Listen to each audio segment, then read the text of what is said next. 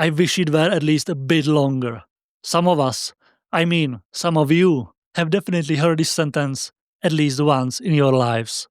The longer, the better, right? If music is more to you than just a background noise while cleaning the house, you probably noticed that people say, and maybe you say to yourselves, that modern songs are short, that songs are gradually shrinking, losing their solid form, becoming flaccid. Because a track that's 2 minutes and 15 seconds long might very quickly satisfy the artist, but it certainly doesn't bring the listener to pleasure. A song like that doesn't really go deep enough.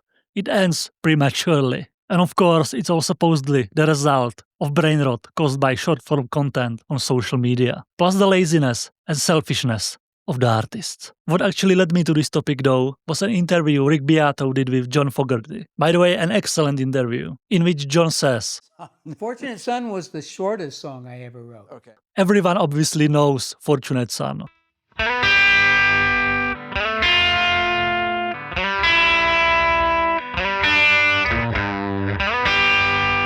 But honestly, off the top of my head, I have no idea how long that song actually is. Since it came out in 1969, where everything was better and therefore longer, it must be at least over 3 minutes, maybe even 4 minutes, right? So I looked it up. 2:20.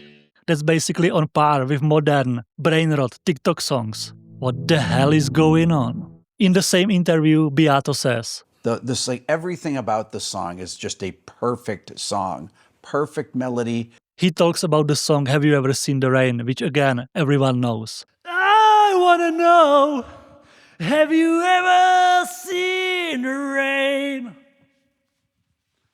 I wanna know, have you ever seen the rain? Coming down on a sunny day. It has over 2 billion streams on Spotify alone. So, how long is it? Rick himself described it as perfect in every way. So this time it must be at least 4 minutes long. Closer to 5 probably. Because if you know Rick Beato, you know he's not a big fan of contemporary music. Same as his audience. And one of the things he often criticizes is the length of the songs. Like in this video. These songs are so short, there's nothing to them. 2 minutes, 11 seconds. These songs are so short, there's nothing to them. 2 minutes, 11 seconds. So how long is the perfect song Have You Ever Seen the Rain? 2 minutes and 40 seconds. Something doesn't add up here. So if you add half a minute, suddenly it's enough? No. So I went a bit deeper and looked at the 10 most popular Creedence Clearwater Revival songs on Spotify. The longest song on that list is 3 minutes and 7 seconds long. I would say that's still pretty damn short. And now look at the song lengths on this album. There isn't a single song here that even reaches 3 minutes. This must be some awful album released last week by an influencer, right? Except it's Please Please Me by the Beatles from 1963. And this is their second album. Third. Fourth. You would need a magnifying glass to find even one song longer than 3 minutes. So a question arises. A question people should always automatically ask themselves whenever they make a claim. Modern songs are so short. Compared to what? Short compared to which era? Which musical period? Compared to the 80s, 90s, and maybe even early 2000s? Yes. Even on Britney Spears In the Zone from 2003, every song is over 3 minutes long.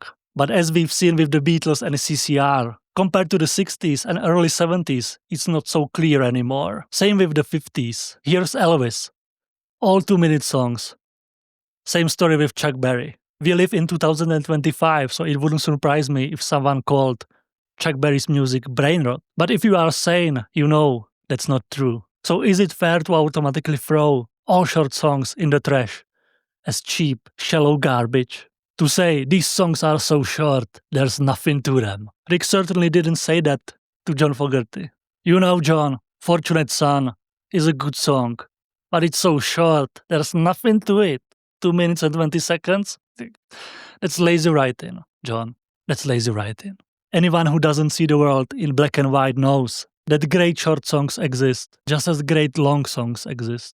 And there are also very bad short songs and very bad long songs. Not to mention that everyone knows a song that's like 4 or 5 minutes long, where half the runtime is just the hook repeating over and over. It's not long because it tells a story or is musically sophisticated.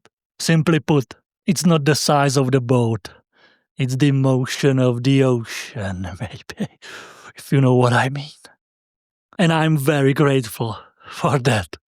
See you in the next one.